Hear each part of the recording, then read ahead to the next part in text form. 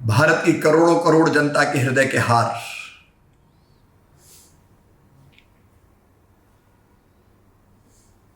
युग पुरुष राष्ट्र नायक श्रीमान नरेंद्र मोदी जी को जन्मदिन की बहुत बहुत शुभकामनाएं।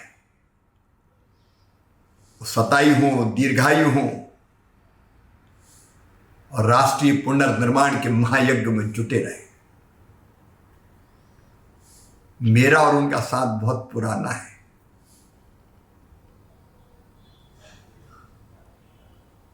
1992-93 में जब भारतीय जनता पार्टी के राष्ट्रीय अध्यक्ष हुआ करते थे डॉक्टर मुरली मनोहर जोशी जी, कश्मीर की घाटी में आतंक चरम पर था। कांग्रेस की सरकार थी। श्रीनगर के लाल चौक में तिरंगा झंडा फहराने की कोई सोच नहीं सकता था। तब पार्टी ने फैसला किया पूरे देश को एकता के सूत्र में पिरोने का, आतंकवाद को चुनौती देने का, और तय किया कि डॉक्टर मुरली मनोहर जोशी जी के नेतृत्व में एकता यात्रा निकलेगी कन्याकुमारी से श्रीनगर के लाल चौक तक। अलग जगाते हुए, जागरण का मंत्र फूंकते हुए श्रीनगर के लाल चौक में तिरंगा झंडा फहराएंगे डॉक्टर जोशी जी। सवाल था ऐसी यात्रा जिसकी राह में कदम कदम पर खतरा है। इस यात्रा से जनता को जोड़ना, पूरे देश को एकता के सूत्र में पिरोना, सफलतापूर्वक यात्रा का संयोजन करना, यह कौन करेगा? तब एक ही नाम याद आया, श्री नरेंद्र दामोदर दास मोदी का। वो यात्रा के प्रभारी बनाए गए। मेरी पहली मुलाकात उनसे उसी समय हुई। मैं तब विदिशा से सांसद चुना ही गया था। यात्रा से नौजवानों को जोड़ने के लिए केसरिया ब्रिगेड बनाई गई और मुझे केसरिया ब्रिगेड का राष्ट्रीय संयोजक बनाया गया। और तब मोदी जी से मिलने का सौभाग्य मिला। पहली बार मैंने देखा एकता यात्रा से जनता को जोड़ने के लिए कितने आइडियाज उनके पास थे। उन्होंने कहा कि एक ही यात्रा क्यों निकले, लेकिन जगह जगह से उपयात्राएं उसमें जुड़ेगी। अलग जगाते हुए, जागरण का मंत्र फूंकते हुए, भारत माता की जय के उद्घोष करते हुए देश का हर हिस्सा क्यों ना जुड़े यात्रा से। और तब उपयात्रा निकालने का निर्णय लिया गया जो मुख्य यात्रा से अलग अलग स्थानों पर जुड़ेगी। एक उपयात्रा निकालने का दायित्व मुझे भी मिला।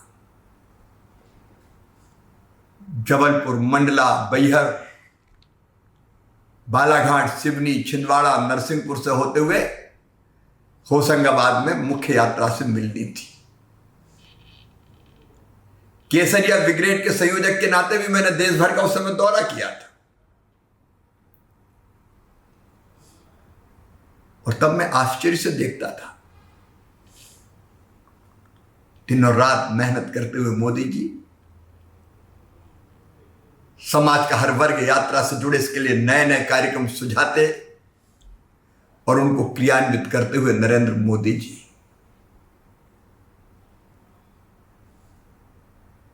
लाल चौक में तिरंगा झंडा लहराए, यात्रा पूरे देश को जगा दे, जन जन यात्रा से जुड़ जाए। इस संकल्प से भरे हुए वो दिखाई देते थे।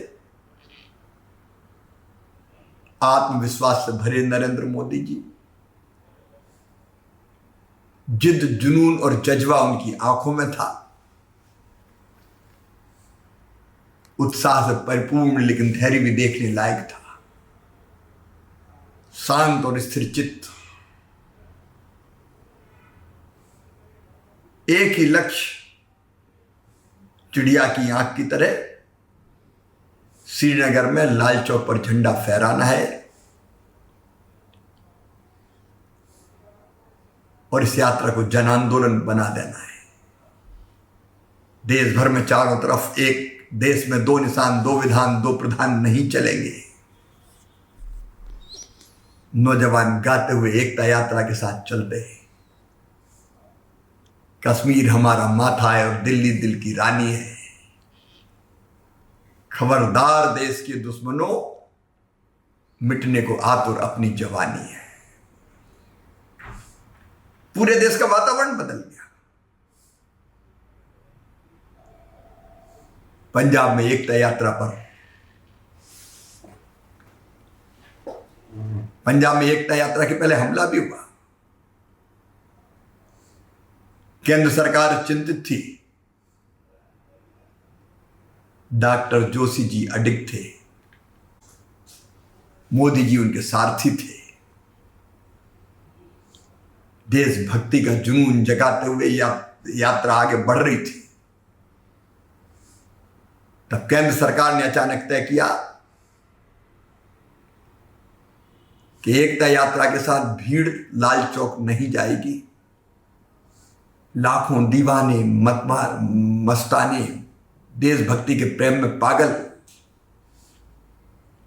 कार्यकर्ता और युवाओं का सैलाब उमड़ पड़ा जम्मू की धरती पर। मैं उस सैलाब में शामिल था। मुझे भी लाल चौक जाना था। बसों में बैठ के हम लोग जम्मू से चले। मुझे याद है, रामबन के आसपास हम पहुंचे, एकता यात्रा रोक दी गई और बाद में तय हुआ कि डॉक्टर जोशी जी, नरेंद्र भाई सहित केवल 5 लोग जाएंगे। लोग उद्वेलित थे। मोदी जी के साथ सैकड़ों कार्यकर्ता कन्याकुमारी से ही यात्रा की व्यवस्थाओं में, अलग अलग कामों में दिन और रात जुटे हुए थे और जुनून एक ही था, संकल्प एक ही था। श्रीनगर के लाल चौक पर तिरंगा झंडा फहरेगा और हम तिरंगा फहराने के उस दृश्य के साक्षी बनेंगे, आतंकवाद को चुनौती देंगे। लेकिन जब यह तय हो गया कि और कोई नहीं जाएगा, तो कई की आंखों में आंसू थे। लोग उद्वेलित भी थे, गुस्से में भी थे। लेकिन पार्टी ने भी तय कर दिया कि अब कोई आगे नहीं बढ़ेगा।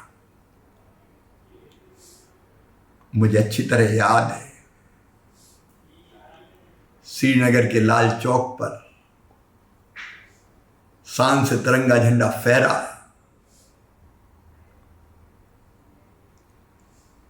मोदी जी सीना तान के गर्व के साथ भारत माता की जय का उद्घोष करते हुए डॉक्टर जोशी जी के साथ लाल चौक पर पहुंचे थे। लेकिन जब लाल चौक से लौट के आए तो जम्मू में एक विशाल सभा का आयोजन किया गया। जो लोग यात्रा में नहीं पहुंच पाए थे, यात्रा को रोक देने के कारण नहीं पहुंच पाए थे, वो भी सब जम्मू में उपस्थित थे। ऐतिहासिक सभा हुई। मोदी जी भी बोले। तब तक मैं ये मानता था, मेरे समान कई लोग ये मानते थे, मोदी जी बड़े कठोर दिल के इंसान हैं। कठोर, घनघोर अनुशासन, समय पर काम, व्यवस्थित काम, ये उनका स्वभाव था। लेकिन जब मोदी जी बोले तो उनने उल्लेख किया कि मेरे साथ सैकड़ों कार्यकर्ता इस यात्रा के संयोजन में अलग अलग व्यवस्थाओं में दिनों रात जुटे थे। कन्याकुमारी से साथ चल रहे थे, उसके कई दिन पहले से यात्रा की तैयारियों में जुटे थे और एक ही भाव सबके हृदय में था, लाल चौक पहुंचेंगे, श्रीनगर में तिरंगा झंडा लहराएगा, भारत माता की जय का उद्घोष होगा। लेकिन वो यात्रा रोक देने के कारण और इस फैसले के कारण कि नहीं कोई आगे नहीं बढ़ेगा, श्रीनगर के लाल चौक नहीं जा पाए। वो रात भर सोए नहीं, बैठे बैठे रोते रहे, रात भर रोते रहे। गम एक ही था, दर्द एक ही था, श्रीनगर के लाल चौक पर तिरंगा झंडा फहराने के साक्षी नहीं बने।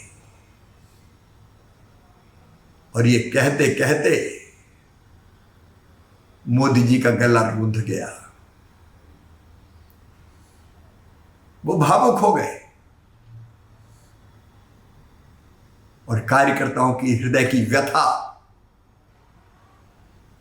उनकी आंखों से आंसू बनकर टपक पड़ी। सभा में हमने मोदी जी को लगभग रोते हुए देखा और तब लगा कि ऊपर से कठोर लगने वाला इंसान कितने नरम दिल है, कैसा संवेदनशील हृदय है सीने में। ऐसे एक नहीं अनेकों प्रसंग है, संकल्प पूरा करने के लिए कठोर, दृढ़ संकल्पित, किसी भी सीमा तक जाने वाले, लेकिन हृदय से संवेदनशील, ऐसे हैं श्रीमान नरेंद्र मोदी जी।